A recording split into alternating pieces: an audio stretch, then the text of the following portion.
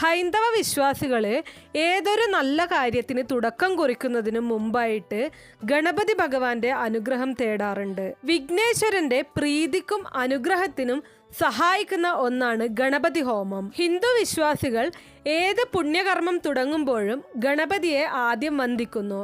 പുര, വാസ്തുബലി തുടങ്ങിയ വലിയ കാര്യങ്ങൾ ചെയ്യുമ്പോൾ ഗണപതി ഹോമം പ്രധാനമാണ്. ഗണപതി ഹോമം നമുക്ക് വീടുകളിലും അതുപോലെ തന്നെ ക്ഷേത്രങ്ങളിലും നടത്താൻ കഴിയുന്ന ഒന്നാണ്. വിഘ്നങ്ങളും ദുരിതങ്ങളും മാറ്റി ക്ഷേമൈശ്വര്യങ്ങൾ വർദ്ധിക്കാനായി നടത്തുന്ന പ്രധാന ഹോമമാണ് ഗണപതി ഹോമം. തീരെ കുറഞ്ഞ ചെലവിൽ തന്നെ നമുക്ക് നടത്താൻ പറ്റുന്നതാണ് ഗണപതി ഹോമം.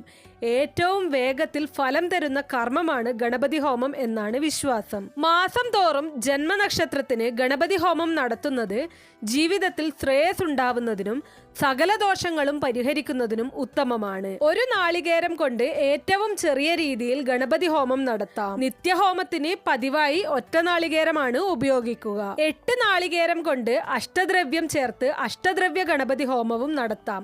കൊട്ടത്തേങ്ങ അല്ലെങ്കിൽ ഉണങ്ങിയ നാളികേരമാണ് ഹോമത്തിന് ഉപയോഗിക്കുക. പഴം, കരിമ്പ്, തേൻ, ശർക്കര, അപ്പം, മലർ, എള്ള്, ഗണപതി നാരങ്ങ എന്നിവയാണ് അഷ്ടദ്രവ്യങ്ങൾ. ഇനി നാളികേരത്തിന്റെ എണ്ണം കൂട്ടി ഗണപതി ഹോമം വലിയ രീതിയിലും ചെയ്യാവുന്നതാണ്. 108, 336, 1008 എന്നിങ്ങനെയാണ് നാളികേര സംഖ്യ കൂട്ടാറുള്ളത്.